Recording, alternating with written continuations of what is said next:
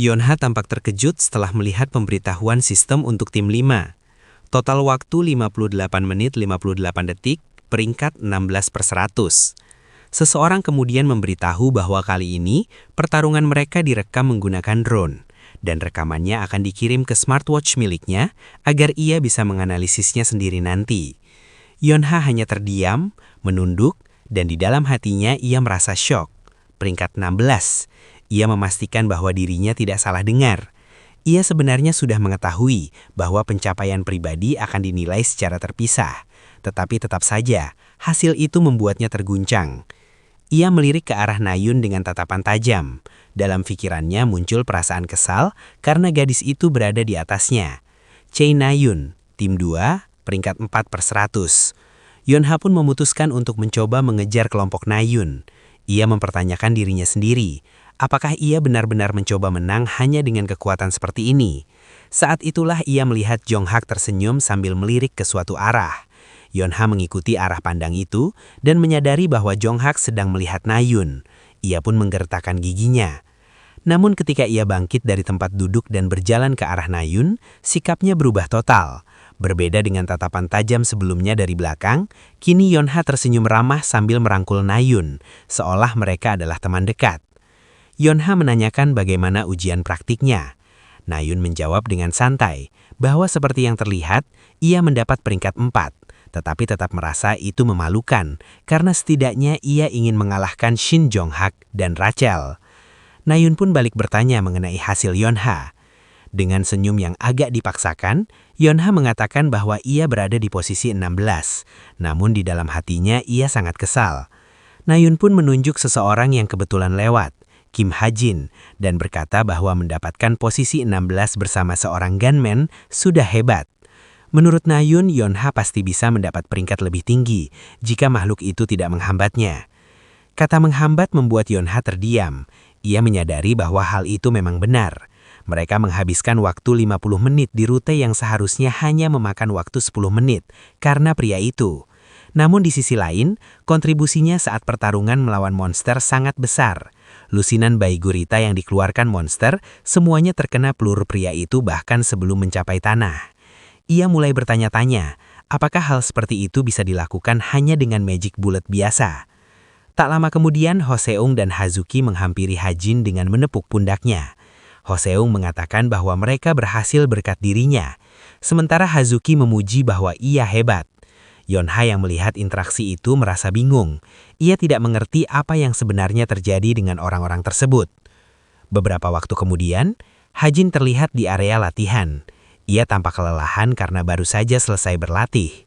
Di dalam pikirannya, ia menyadari bahwa ia lupa memeriksa alarm karena terlalu sibuk berlatih. Ia pun bertanya-tanya, seberapa banyak dirinya sudah berkembang. Sistem kemudian bereaksi. Luck diaktifkan, target low rank monster, accuracy meningkat drastis. Semua serangan mengenai sasaran. Talent skill meningkat 20%. Perception plus 0,03. Luck diaktifkan.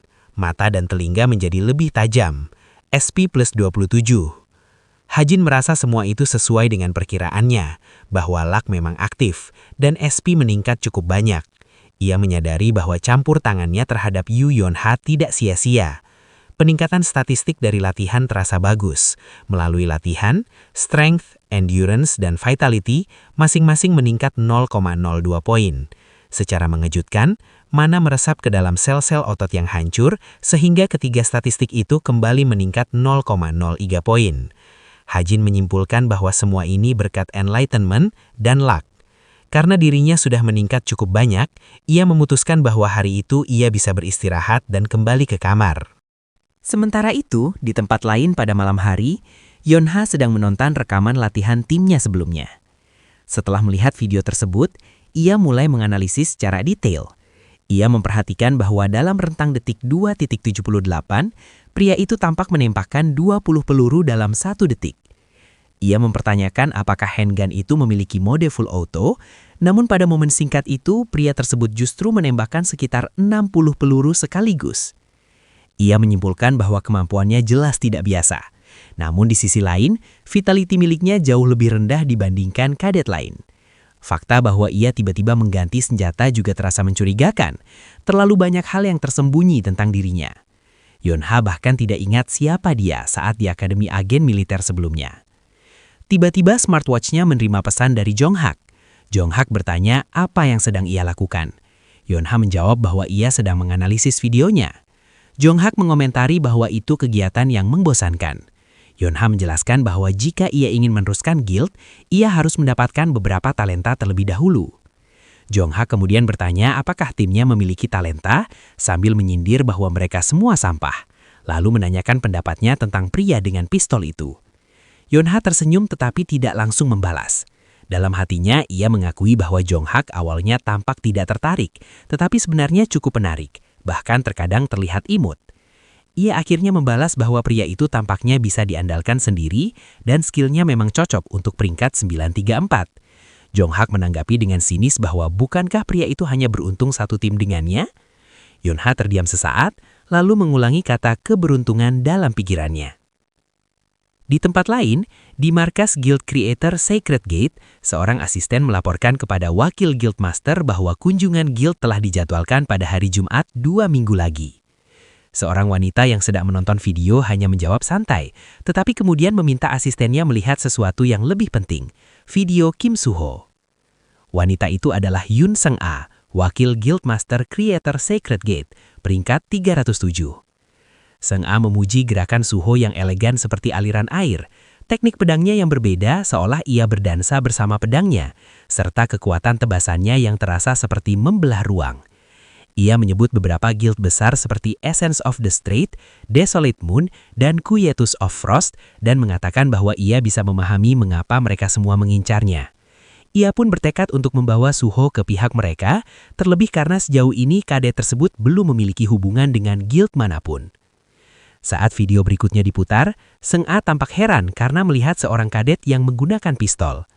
Asistennya menjelaskan bahwa kadet itu belakangan sedang dibicarakan di komunitas karena berada di tim yang sama dengan Yoo Yeon-ha. Tanpa menggunakan senjata otomatis, ia mampu menembakkan 60 peluru dalam 3 detik dan mengenai 59 target. Secara teori hal itu mustahil. Kemampuan Kim Ha-jin dianggap berbeda. Selain itu, ia juga diketahui mengganti senjatanya dari pedang menjadi pistol saat memasuki Cube. Seung-a menyimpulkan bahwa ia kemungkinan termasuk orang yang mengalami enlightenment. Ia kemudian menjelaskan bahwa enlightenment adalah fenomena ketika seseorang memahami dan menguasai talenta miliknya. Sebelum itu terjadi, seseorang tidak mengetahui talenta apa yang dimiliki. Karena itulah ada kasus di mana seseorang mengganti senjata setelah enlightenment jika senjata sebelumnya tidak cocok. Namun mengganti senjata di tengah akademi cukup memakan waktu, sehingga biasanya murid dianjurkan mempelajari banyak senjata sejak awal. Seung-a menilai enlightenment pada usia 17 tahun tergolong cepat, namun jika talentanya hanya terbatas pada pistol, maka itu menjadi kurang istimewa. Meski begitu, ia tetap ingin memperhatikannya untuk berjaga-jaga. Ia bertanya apakah ada penaksir bakat yang kosong. Asistennya menjawab bahwa tidak ada, karena gelombang murid kali ini berisi banyak individu spesial, sehingga semua penaksir bakat sudah terpakai. Seung-a pun memutuskan untuk membiarkannya terlebih dahulu. Menurutnya jika pria itu benar-benar berlian yang belum terasah, maka cepat atau lambat ia akan bersinar dengan sendirinya. Ia akhirnya menutup pembicaraan dengan pemikiran bahwa apakah julukan berbeda itu memang pantas untuknya, waktu akan memperlihatkan wajah sebenarnya dari kadet tersebut. Keesokan harinya, di ruang latihan para kadet, tiba saatnya untuk melaksanakan anti-personal training. Latihan ini dilakukan secara berpasangan, masing-masing terdiri dari 2 orang. Setiap sesi menggunakan senjata latihan agar penilaian lebih mudah dilakukan sekaligus mengurangi rasa sakit yang dirasakan kadet. Tiba-tiba, seorang pelatih wanita berteriak dengan suara keras, memanggil nomor peringkat 934 Kim Ha-jin, dan memerintahkannya untuk segera berdiri. Ha-jin tampak merangkak di lantai. Tubuhnya gemetar karena kelelahan hingga ia hampir tidak sanggup bangkit. Di dalam hati, ia mengeluh, bertanya-tanya mengapa hanya dirinya yang harus bertanding melawan seorang pelatih. Pelatih wanita itu kemudian menjelaskan dengan nada tegas bahwa kemungkinan besar karena Ha-jin penasaran, ia perlu menjelaskan situasinya. Pelatihan senjata api belum selesai, dan menggunakan senjata asli dalam latihan anti-personal dapat menyebabkan cedera serius. Oleh karena itu, hanya untuk Hajin, ia sebagai pelatih yang akan menjadi lawannya. Masih dalam posisi merangkak, Hajin dengan putus asa mengatakan bahwa ia tidak bisa melanjutkan lagi dan menyerah.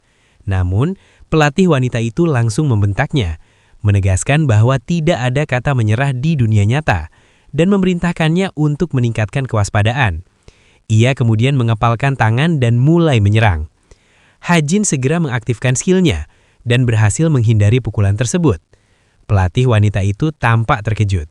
Ia kembali menyerang, tetapi sekali lagi serangannya berhasil dihindari. Dalam hati, pelatih itu menggerutu bahwa meskipun postur Hajin cacat, ia mampu melacak serangan hanya dengan kedua matanya. Skill milik Hajin bernama Thousand Mile Eyes, yang memungkinkannya melihat jarak jauh sekaligus memprediksi pergerakan target. Hajin sendiri menyadari bahwa skill itu hanya menampilkan kemungkinan. Pada akhirnya, ia tetap harus menghindari serangan dengan usahanya sendiri. Dengan susah payah, ia terus menghindari setiap serangan pelatih tersebut. Para kadet lain yang menonton mulai berkomentar. Salah satu dari mereka menunjuk ke arah Hajin dan menyuruh temannya melihat. Kadet lain menertawakan Hajin, mengatakan bahwa ia hanya melompat ke sana kemari tanpa alasan yang jelas. Hajin merasa kesal mendengar ejekan itu, tetapi saat itulah sebuah notifikasi muncul. SP-nya meningkat menjadi 40.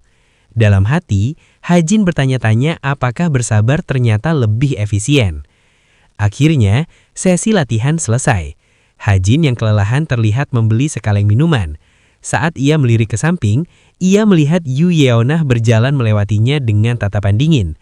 Hajin hanya diam memperhatikannya, lalu berpikir bahwa meskipun ia menciptakan karakter itu, kepribadiannya tetap terasa sulit didekati.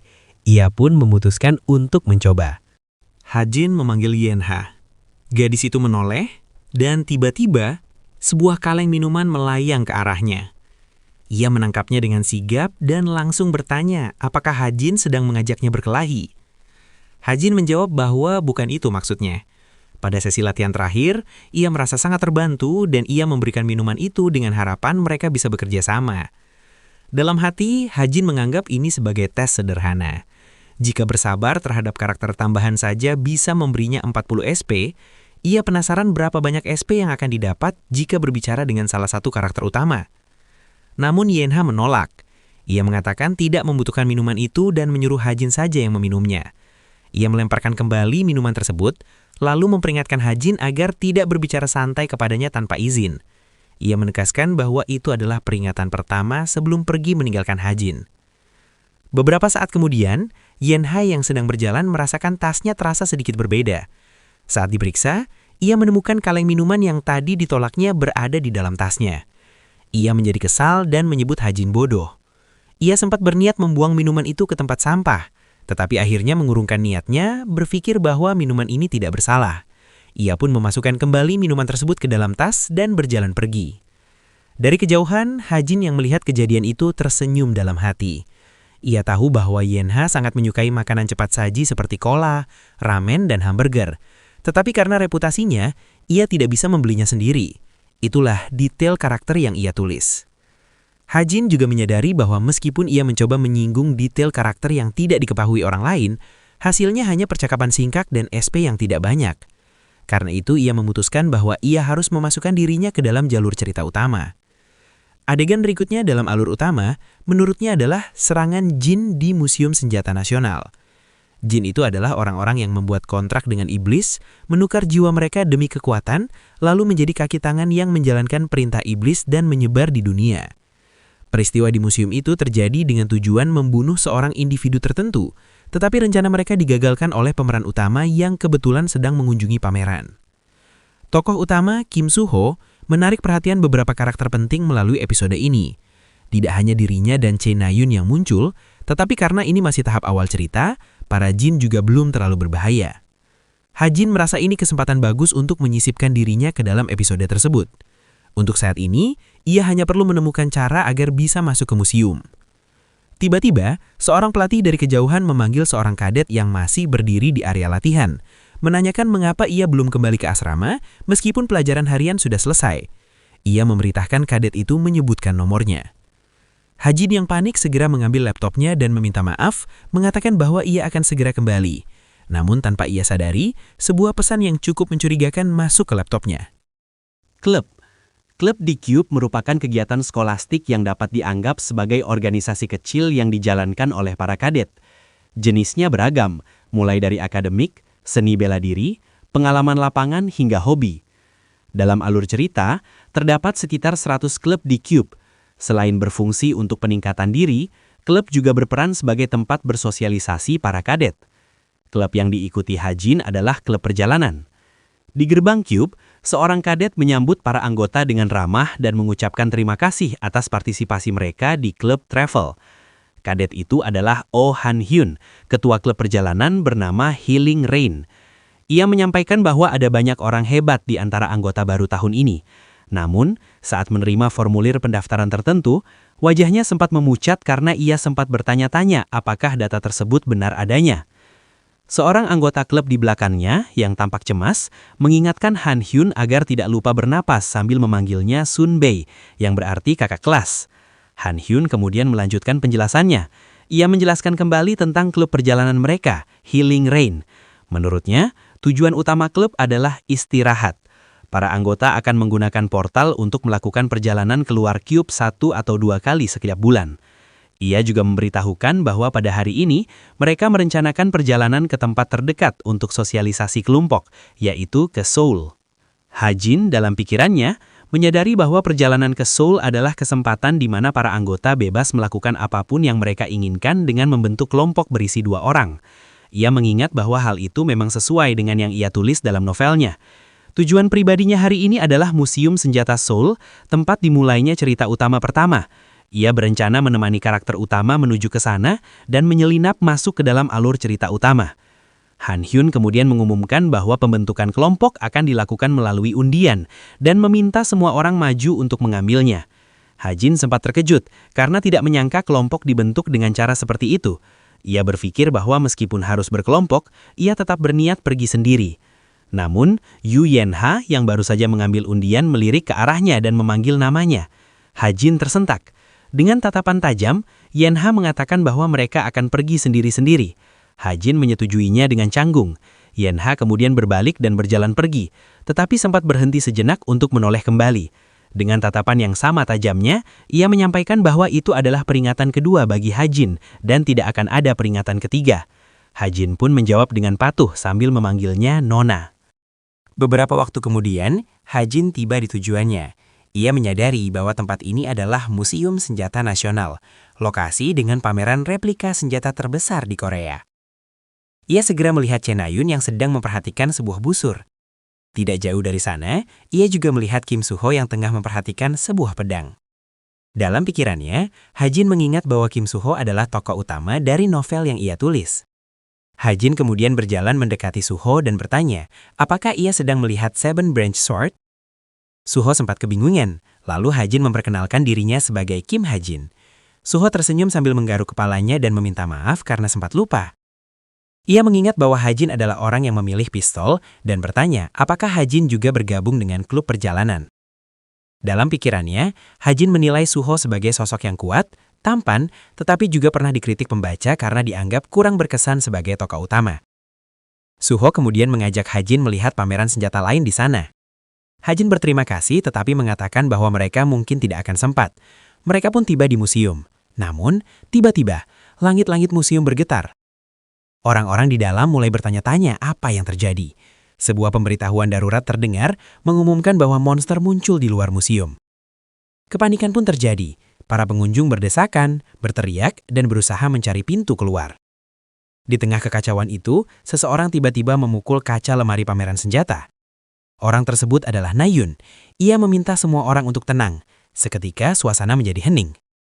Pada saat yang sama, Suho terlihat sedang menggendong seorang anak kecil. Nayun mengambil busur dari dalam lemari pameran dan mengatakan bahwa hero yang ditugaskan ke museum pasti akan segera datang.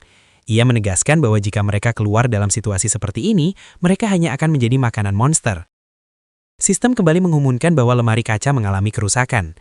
Pencurian item pameran telah dikonfirmasi dan blokade diturunkan. Nayun kemudian memerintahkan Suho untuk juga mengambil senjata karena mereka harus melindungi para pengunjung sampai hero tiba. Suho menyetujuinya. Namun, dari arah pintu masuk, seseorang dengan aura merah darah memasuki ruangan. Sosok itu tersenyum menyeringai sambil berjalan santai. Hajin langsung mengenalinya sebagai seorang jin yang dijuluki Lucius Dog, seorang villain yang dalam cerita aslinya hanya berfungsi sebagai batu loncatan pertumbuhan tokoh utama. Jin itu memanjangkan kukunya dan bersiap menyerang Nayun. Dari belakangnya, Suho melompat dan bersiap menebas. Dalam pikirannya, Hajin yakin bahwa sesuai novel, Suho seharusnya bisa mengalahkannya dengan mudah. Namun, kenyataannya berbeda. Jin itu justru berhasil memukul Suho dan membuatnya terpental ke dinding dengan sangat keras.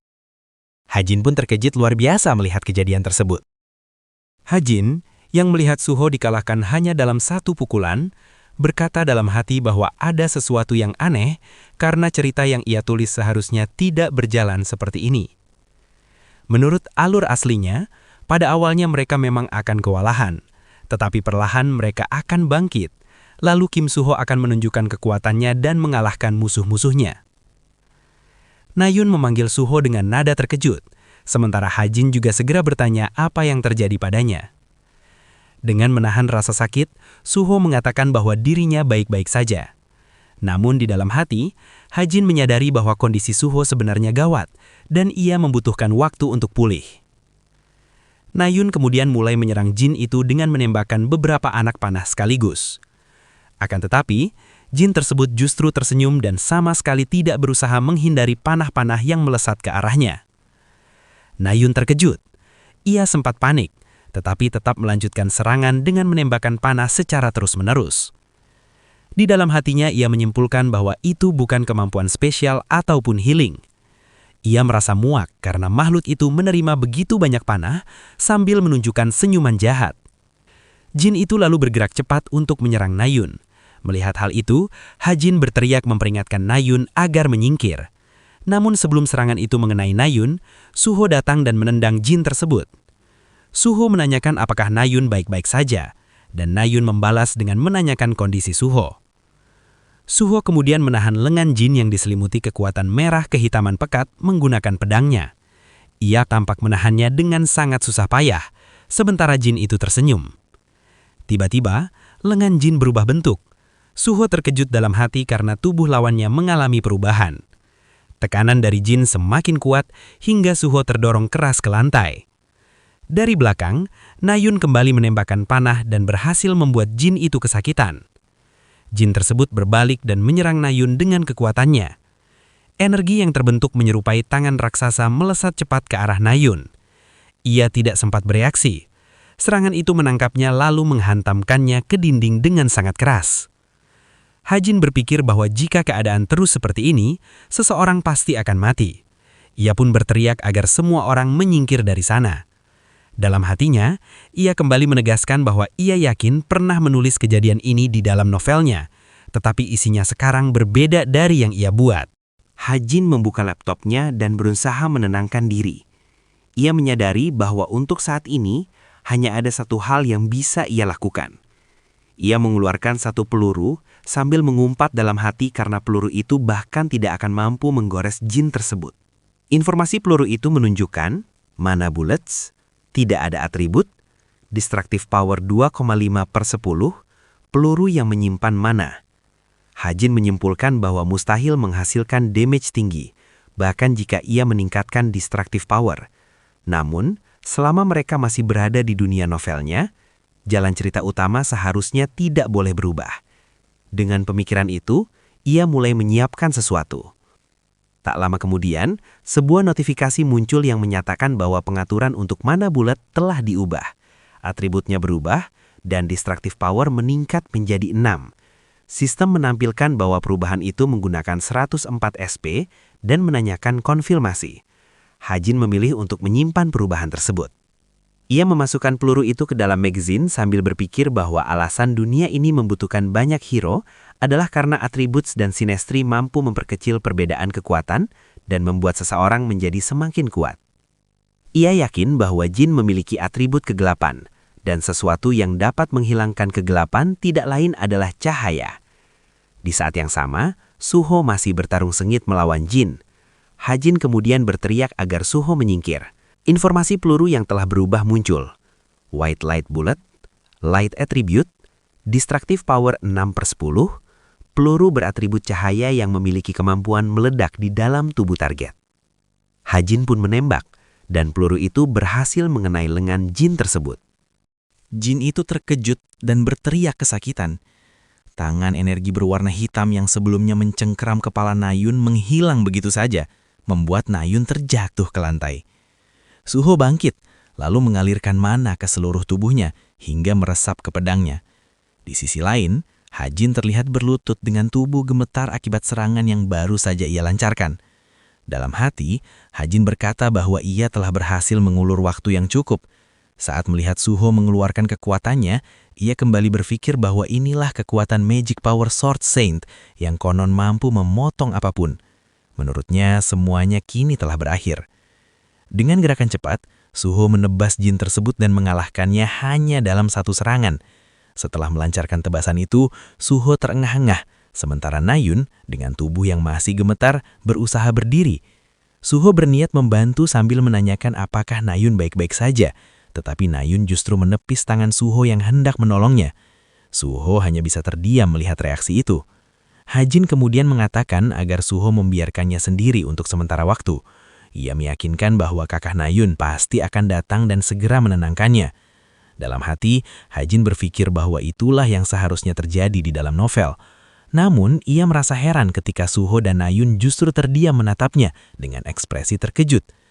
Dengan suara bergetar, Nayun menanyakan apa yang baru saja ia katakan. Nayun pun menunduk, sementara Suho tampak semakin khawatir.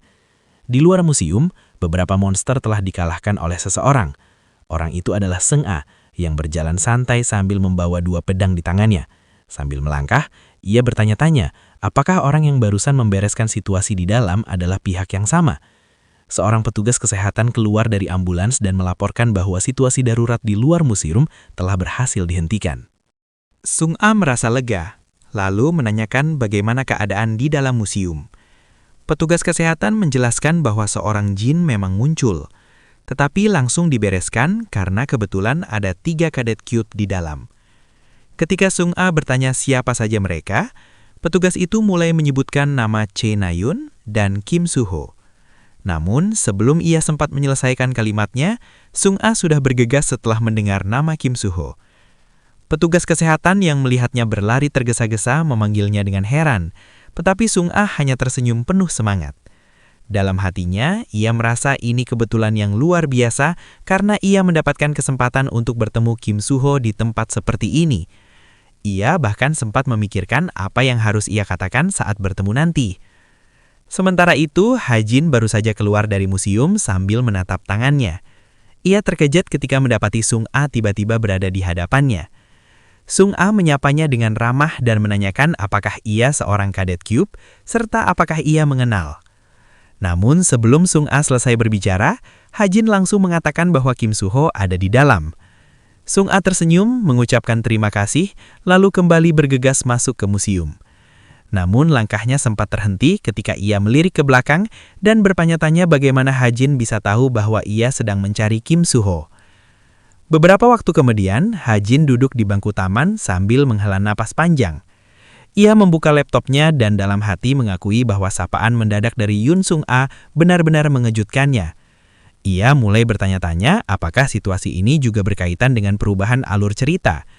Ia merasa perlu memeriksanya dan meluruskan keadaan.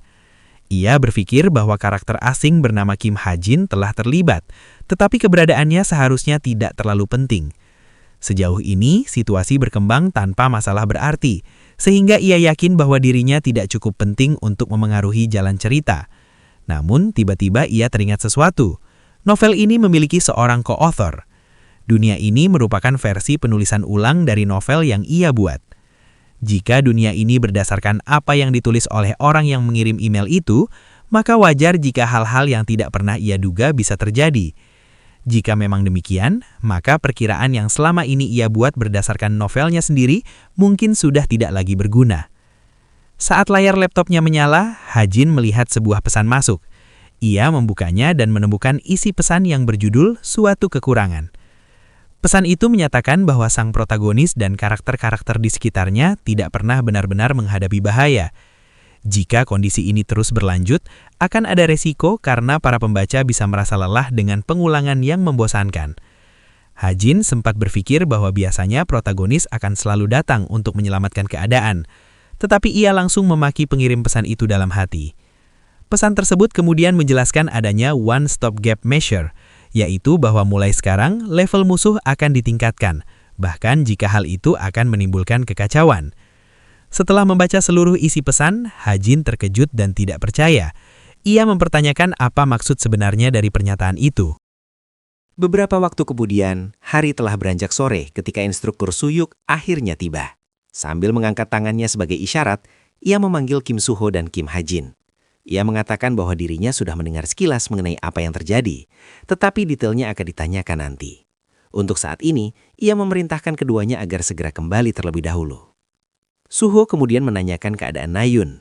Instruktur Suyuk menjelaskan bahwa Nayun telah mengambil izin sakit dan pulang ke rumah orang tuanya. Ia juga menegaskan bahwa Suho dan Hajin harus segera kembali ke Cube. Setelah mengatakan itu, instruktur Suyuk pun berjalan meninggalkan mereka berdua. Ketika instruktur itu sudah pergi, Suho memanggil Hajin. Ia menyinggung perkataan Hajin sebelumnya kepada Nayun, terutama mengenai kakaknya. Hajin bertanya balik, seolah tidak memahami maksud Suho. Suho menjelaskan bahwa yang dimaksud adalah soal kakak Nayun. Hajin mengiyakan dan hendak menjelaskan bahwa kakaknya itu sedikit. Namun sebelum ia sempat menyelesaikan kalimatnya, sebuah notifikasi tiba-tiba muncul di hadapannya. Sebuah titik kritik. Hajin terkejut dan bertanya apa maksud Suho sebenarnya. Suho menatapnya dengan ekspresi heran dan bertanya apakah Hajin sedang berpura-pura tidak tahu. Hajin dengan tegas menyangkal, mengatakan bahwa dirinya benar-benar tidak mengerti. Suho terdiam sejenak, memejamkan mata, lalu mengatakan bahwa ia akan menceritakannya lain kali. Percakapan itu pun berakhir tanpa penjelasan lebih lanjut. Beberapa waktu kemudian, pada malam harinya, Hajin sudah berada di kamarnya. Ia membuka laptopnya dan mencari informasi mengenai Chae Nayun. Data yang muncul masih sama seperti jalan cerita yang ia buat sebelumnya.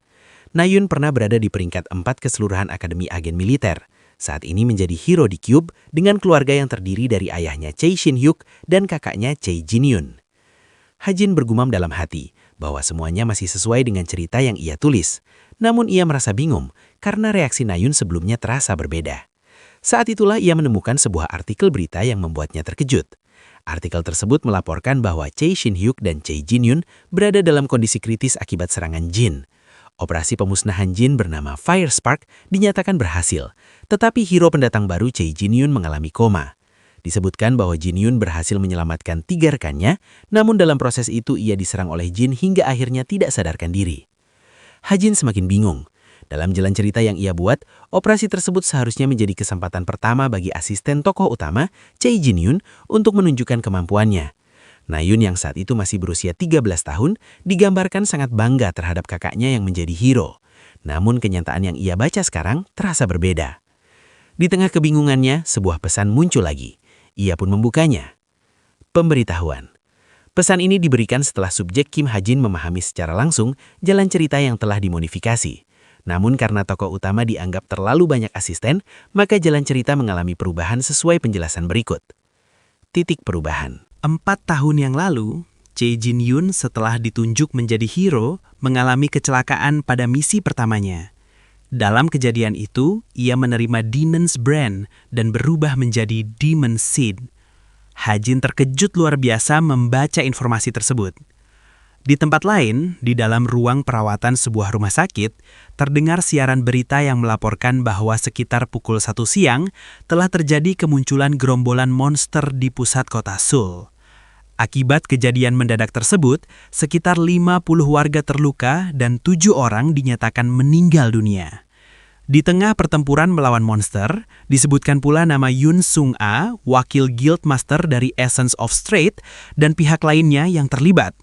Nayun yang mendengarkan siaran itu kemudian mematikan radio. Ia duduk termenung di atas tempat tidur rumah sakit. Tidak lama kemudian, seorang pria bersama seorang perawat masuk ke ruangan. Pria itu memanggil Nayun dengan nada khawatir. Nayun menoleh dan bertanya mengapa ayahnya datang, serta menanyakan bagaimana dengan pekerjaannya.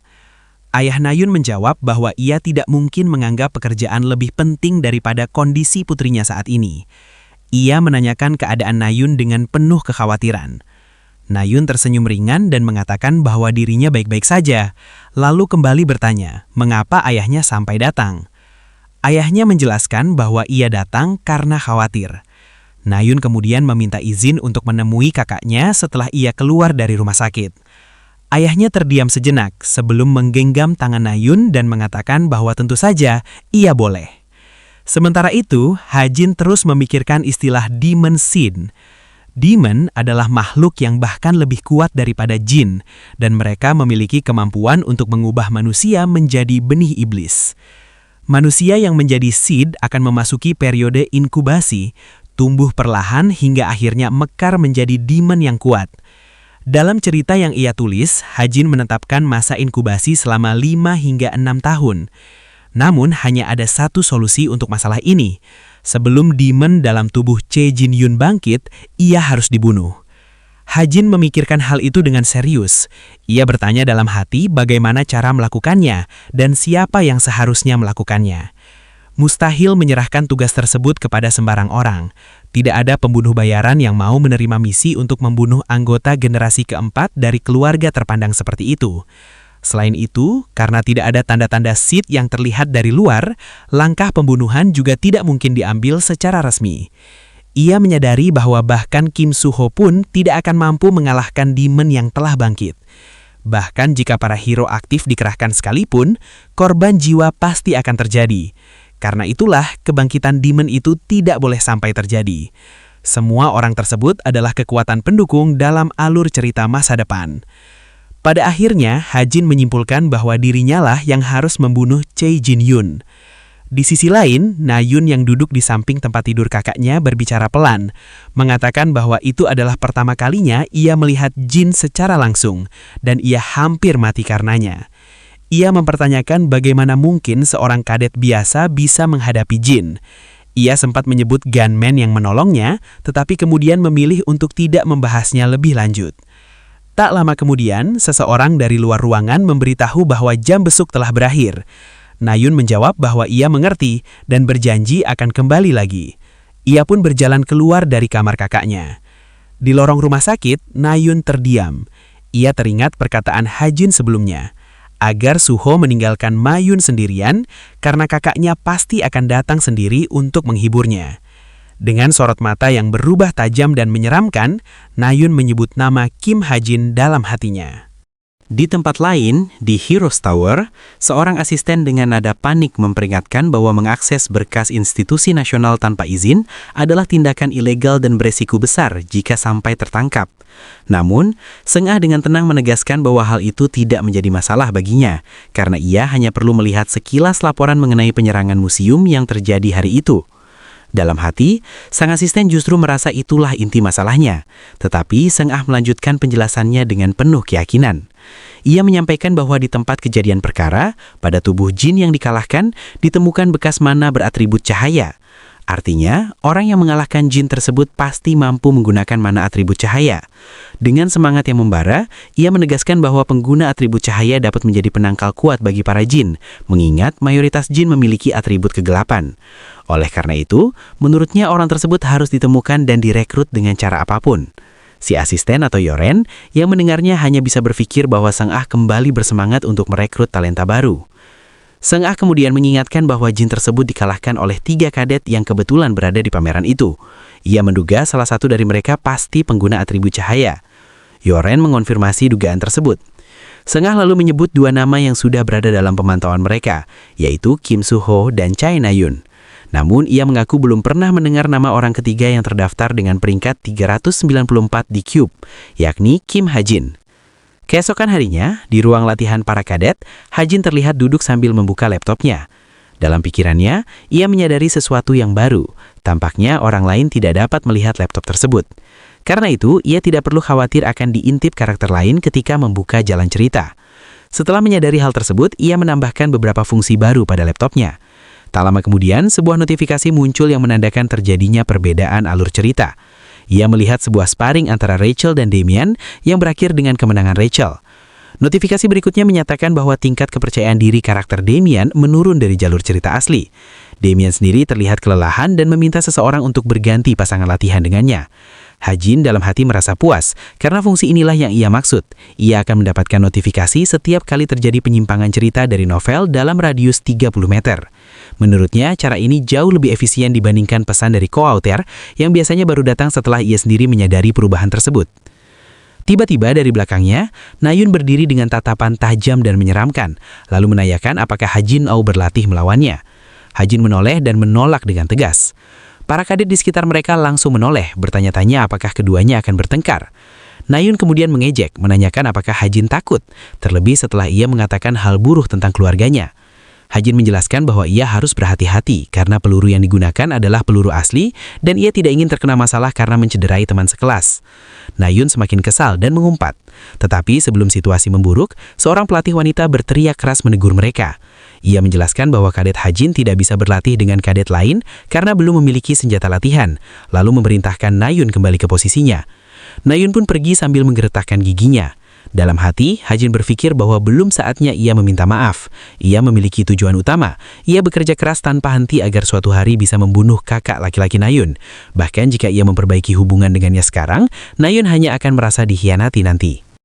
Di tempat lain, di dalam sebuah ruangan, seorang pria menyambut para peserta dengan mengatakan bahwa semuanya sudah berkumpul, lalu memperkenalkan orientasi Club Truth. Ia memperkenalkan dirinya sebagai presiden klub, Yoon Hyun. Ia menjelaskan bahwa klub akademis tersebut berfokus pada analisis monster dan penelitian strategi raid, sehingga para anggota akan berkumpul setiap minggu untuk berdiskusi. Ia juga menyinggung brosur yang telah dibagikan sebelumnya. Ha-jin yang mengamatinya berpikir bahwa penampilan tampan dan kemampuan memikat audiens pria itu merupakan kemampuan seorang demon. Ia mengetahui bahwa Cube, lokasi penting di awal cerita novel, sering mengalami peristiwa penculikan kadet dan invasi monster, dan Yoon Hyun adalah villain yang menyebabkan kejadian-kejadian tersebut. Pria itu sebenarnya adalah seorang jin yang memperoleh kemampuan charm dari Demon Lilith. Target utama orang itu dan alasan sebenarnya, Ha-jin bergabung dengan klub tersebut. Yoon Hyun kemudian menyarankan agar mereka memulai dengan sesuatu yang mudah, karena hari ini hanya pengenalan. Ia memperkenalkan monster kelas menengah atas bernama Mountain Tyrant, yang muncul bersamaan dengan Outcall dan memiliki sejarah sekitar 50 tahun. Ia menjelaskan bahwa Outcall adalah ledakan mana di seluruh dunia. Baik di dalam maupun di luar Cube, informasi mengenai monster kelas atas sangat berharga, dan data mengenai titik lemah mereka dapat bernilai jutaan dolar atau lebih. Ia kemudian bertanya kepada kadet Yu Yenha mengenai titik lemah Mountain Tyrant. Yenha menjawab bahwa ia mendengar belum ada yang teridentifikasi. Yoon Hyun membenarkan hal tersebut dan menegaskan bahwa mendiskusikan kasus seperti itulah esensi klub akademis. Ia kemudian mengundang siapapun yang ingin berpendapat untuk berpartisipasi dalam pesta perkenalan. Beberapa saat kemudian, setelah presentasi klub selesai, Ha-jin melihat ke arah Yenha dan menanyakan apakah ia juga akan pergi ke pesta. Yenha tidak menghiraukannya, hanya mengemasi barang dan berjalan melewati Ha-jin. Dengan nada lebih keras, Ha-jin kembali memanggilnya dan menanyakan hal yang sama. Yenha menjawab bahwa ia akan pergi karena mungkin mendapatkan informasi berguna. Dalam pikirannya, Ha-jin merasa heran apa gunanya informasi monster baginya. Ia lalu menyinggung Guild Essence of the Strait, guild yang didirikan 50 tahun lalu saat Outcall dengan keluarga Yu Yenha sebagai pusatnya, dan kini menjadi salah satu guild paling berpengaruh di Korea. Ha-jin menambahkan bahwa ia mendengar pengaruh wakil guild master semakin kuat akhir-akhir ini, bahkan sampai mengancam posisi Yenha sebagai penerus asli. Karena itulah menurutnya Yenha bersedia mengikuti pesta, meskipun itu bukan sifatnya, demi memperoleh informasi. Yenha menanyakan maksud ucapan tersebut. Ha-jin kemudian mengatakan bahwa ia akan memberitahu kelemahan Mountain Tyrant. Yenha terkejut dan meminta penjelasan. Ha-jin mengatakan bahwa jika Yenha ingin mewarisi guild dengan mudah, ia harus meraih banyak prestasi. Ia lalu mengungkapkan bahwa terdapat emblem biru kecil di tumit monster tersebut. Jika bagian itu diserang, pergerakan Mountain Tyrant akan terhenti. Namun ia menegaskan bahwa informasi itu tidak gratis. Karena Guild Yenha mengoperasikan Essential Armory, ia ingin Yenha membelikannya sebuah Desert Eagle dari sana. Yenha terdiam sejenak sebelum menanyakan dasar klaim tersebut dan bukti yang dimilikinya. Ha-jin tersenyum dan dengan santai menjawab bahwa ia tidak punya bukti. Suasana langsung menjadi hening. Yenha berbalik dengan ekspresi kesal dan berkata bahwa percakapan itu hanya membuang waktu. Ha-jin berseru bahwa Yenha akan menyesal besar karena tidak mempercayainya. Dalam hatinya, ia berpikir bahwa jika Yenha mengabaikannya, informasi bernilai jutaan dolar itu akan terbuang sia-sia. Namun jika Yenha mempercayainya, ia akan mendapatkan sekutu yang kuat. Di luar ruangan, Yenha terlihat menghubungi seseorang melalui telepon. Ia meminta sekretaris Jin untuk menyampaikan pesan kepada tim raid Mountain Tyrant bahwa selama raid kali ini, emblem biru di tumit monster tersebut mungkin merupakan titik lemahnya, sehingga mereka harus mencoba menyerang bagian itu. Sekutu yang kelak dikenal sebagai The Queen of Soul. Hajin tampak sangat terkejut saat membaca sebuah kertas yang berisi dokumen komitmen pinjaman. Di dalamnya tertulis bahwa kreditur utama adalah Cube Bank, sedangkan debiturnya adalah Cube Strip Kim Hajin dengan jumlah pinjaman sebesar $300.000. Dalam dokumen itu juga dijelaskan bahwa pihak Cube Bank akan disebut sebagai kreditur, sementara Kim Hajin akan disebut sebagai debitur, dan kedua pihak menyetujui pinjaman tersebut dengan ketentuan yang tercantum di bawahnya. Kim Hajin mengucapkan dengan suara tercekat bahwa jumlahnya adalah $300.000. Di dalam hatinya, ia menyadari bahwa itu adalah batas maksimal pinjaman seorang kadet, sehingga ia memaki Kim Chundong, bertanya-tanya apa yang sebenarnya telah dilakukan orang itu. Ia kemudian mengecek rekening banknya dan mendapati hanya tersisa $3.000. Dalam pikirannya, ia menyimpulkan bahwa jika keadaan terus seperti ini, bukan hanya ia tidak bisa kembali ke dunianya, tetapi ia juga akan menghabiskan hidupnya di dunia ini hanya untuk membayar hutang. Ia pun mengumpat dan menyatakan bahwa ia harus mencari uang. Dalam pikirannya, ia menilai bahwa saat ini ada dua metode legal yang bisa ia gunakan untuk mengumpulkan uang. Metode pertama adalah saham. Di dunia tersebut, tower dan dungeon terus bermunculan tanpa henti, dan guild yang telah terdaftar di pasar saham dapat menjual saham mereka. Ia sebenarnya mengetahui guild mana saja yang terdaftar, tetapi karena tidak memiliki modal untuk berinvestasi, ia memutuskan menunda pilihan itu.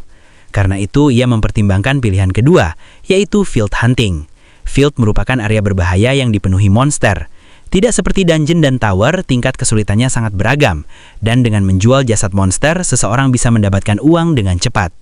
Hajin kemudian memeriksa statistiknya dan berpikir bahwa ia baru saja melampaui rata-rata statistik pria dewasa. Ia ragu apakah itu cukup untuk berburu di field.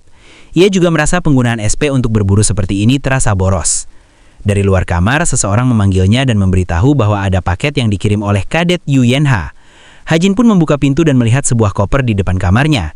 Setelah membuka koper tersebut, ia tampak terkejut melihat isinya.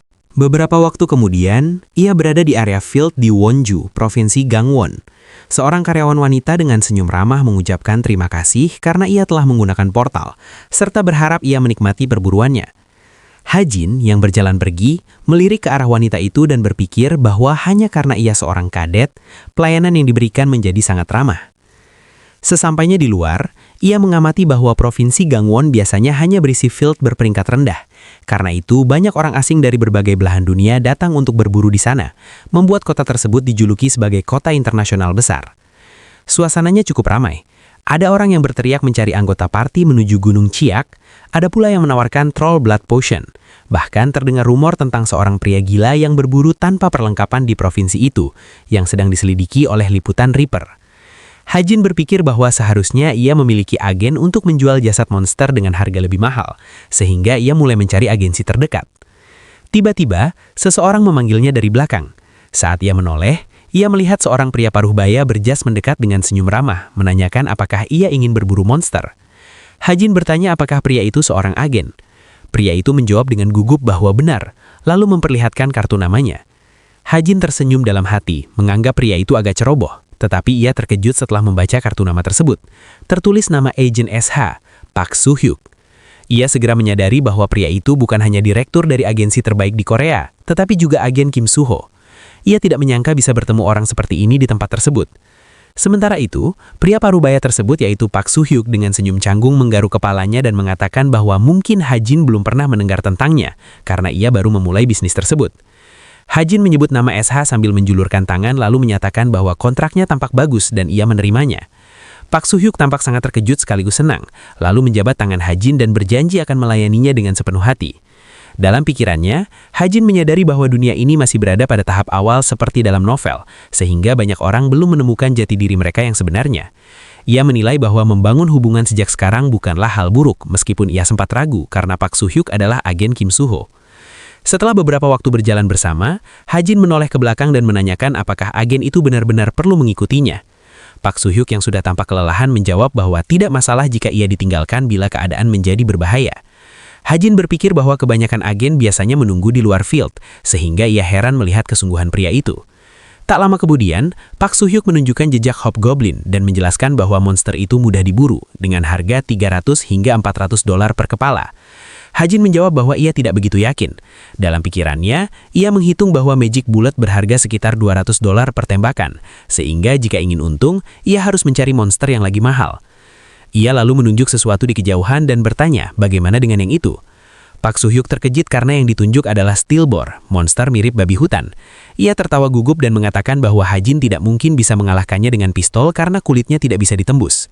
Hajin menjawab bahwa tidak ada yang tahu sebelum mencobanya, lalu menambahkan bahwa pistolnya cukup hebat.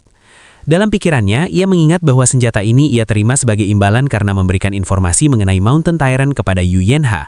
Ia pun bersiap menggunakan pistol Desert Eagle miliknya yang memiliki atribut high grade dengan elemen steel, destructive power amplification 1/10, low grade weight reduction magic, dan middle grade recoil decrease tech.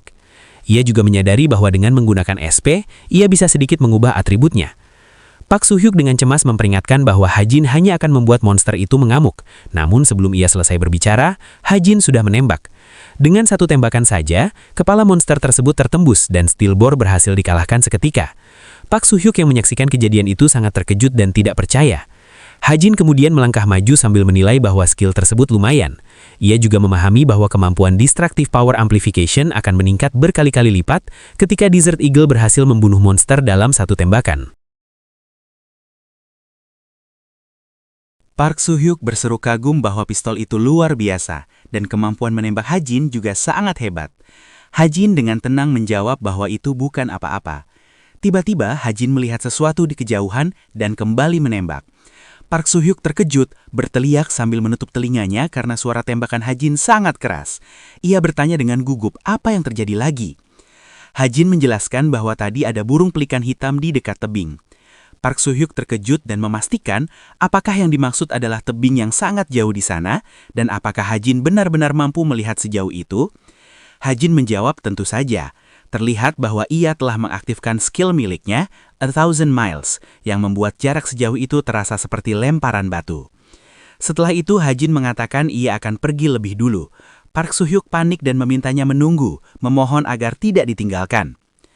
Beberapa waktu kemudian, hari beranjak sore. Hajin dan Park Soo-hyuk telah mengumpulkan dua monster buruan mereka. Park Soo-hyuk yang tampak kelelahan mengatakan bahwa meskipun hanya ada dua monster, keduanya sangat berat. Hajin bertanya apakah mereka bisa memindahkan semuanya dari lapangan. Park Soo-hyuk menyarankan bahwa mungkin lebih baik memanggil ambulans dan membayar biayanya. Ia menambahkan bahwa pembayaran akan didepositkan besok, lalu mulai menghitung setelah dipotong pajak berapa total yang akan mereka terima. Hajin melirik ke arah Park Soo-hyuk dan berpikir dalam hati bahwa Park Soo-hyuk memang sangat hebat dalam pekerjaannya. Keduanya kemudian berjabat tangan. Hajin mengatakan bahwa mereka akan melakukan itu saja, dan ia menantikan kerjasama mereka di lain waktu. Park Soo-hyuk mengatakan bahwa justru dialah yang seharusnya mengatakan hal itu. Ia tersenyum dan kemudian bertanya, karena Hajin tadi mengatakan ini adalah perburuan pertamanya, untuk apa hasil yang diperolehnya akan digunakan? Hajin menjawab singkat bahwa ia akan membeli saham. Park Soo-hyuk langsung terdiam, terkejut dan berseru tidak percaya. Beberapa waktu kemudian, Hajin telah kembali ke asramanya. Ia membuka laptop dan berpikir dalam hati tentang sebuah guild baru bernama Pack Horse Master. Guild yang berisi para jin itu memegang peran penting dalam cerita. Namun yang menjadi perhatiannya saat ini bukanlah aspek tersebut, melainkan dungeon yang dikuasai guild itu dalam cerita, yaitu Suwon Devil Nest. Setelah kejadian tertentu dalam alur cerita, harga saham Pack Horse Master melonjak tajam hingga 1000%. Membelinya sekarang saja sudah cukup menguntungkan. Ia merasa tidak ada cara lain yang lebih baik untuk menghasilkan uang. Hajin lalu mengklik tombol beli. Layar menampilkan Pack Horse Master dengan harga $3.000 dan pembelian dinyatakan berhasil. Hajin bergumam bahwa seharusnya itu sudah cukup. Lalu bertanya dalam hati, di mana lagi ia bisa mendapatkan informasi saham yang bagus. Karena tidak banyak informasi tersedia di forum publik, ia menyadari bahwa jika ingin menemukan sesuatu yang bernilai, ia harus mencarinya di situs dark web Violet Banquet. Saat memikirkan dark web, ia teringat pada sebuah organisasi bernama The Chameleon Troupe. Organisasi kriminal itu adalah para villain utama pada pertengahan hingga akhir cerita, beranggotakan individu-individu dengan identitas yang sepenuhnya misterius sesuai dengan nama mereka yang berarti bunglon. Sebagai sang autor, Ia mungkin satu-satunya yang mengetahui keberadaan dan aktivitas mereka. Meskipun merupakan gerombolan kriminal, mereka tidak menyukai Jin. Ha-Jin berpikir bahwa jika ia bisa memperkenalkan diri kepada bos mereka, mungkin ia dapat meminta bantuan untuk membunuh Chae Jin-yoon. Berdasarkan alur cerita yang ia tulis, seharusnya ada 1 kursi kosong di The Chameleon Troupe saat ini, yang berarti sudah waktunya mereka bergerak. Tiba-tiba laptopnya melakukan loading, lalu mendadak mati. Ha-Jin panik dan bertanya apa yang sedang terjadi, mengapa layarnya menjadi hitam. Dalam hatinya, ia menolak kenyataan itu, karena laptop tersebut kemungkinan besar adalah satu-satunya jalan untuk kembali ke dunia asalnya. Beberapa saat kemudian, laptopnya menyala kembali.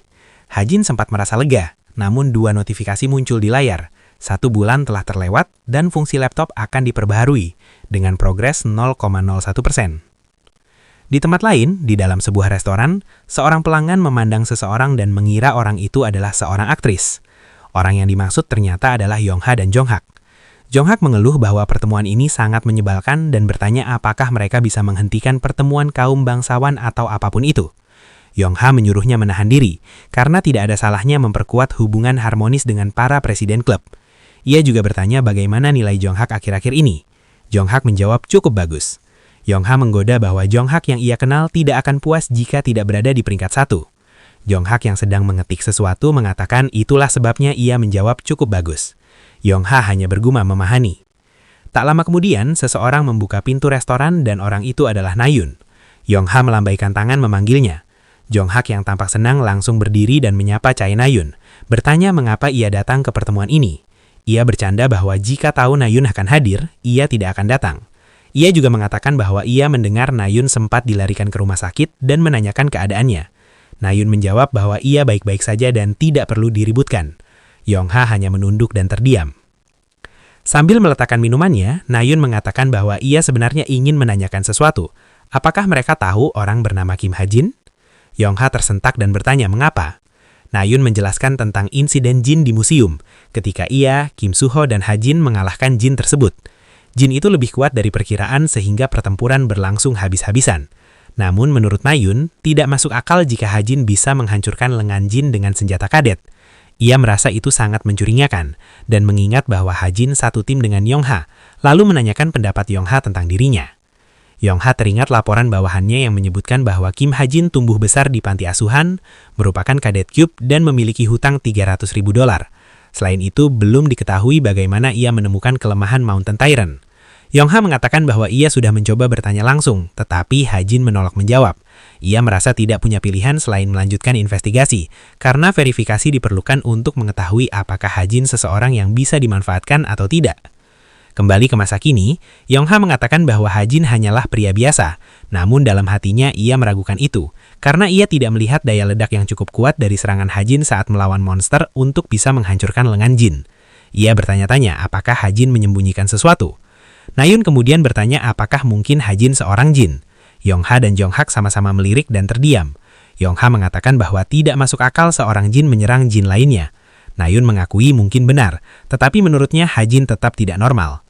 Di tempat lain, Ha-jin melihat laptopnya memancarkan cahaya terang dan bertanya-tanya apa yang terjadi.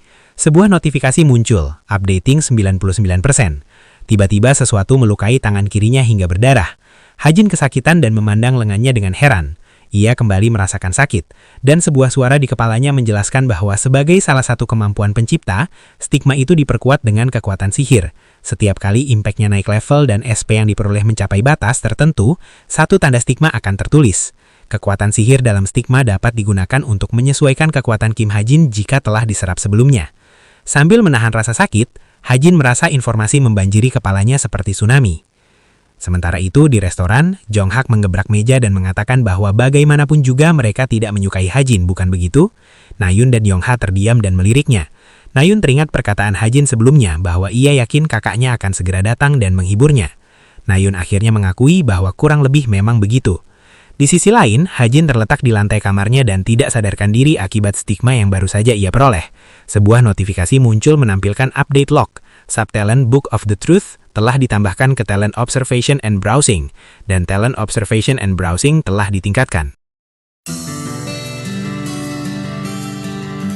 Oke guys, sekian untuk video kali ini. Semoga kalian menyukainya dan nantikan video selanjutnya.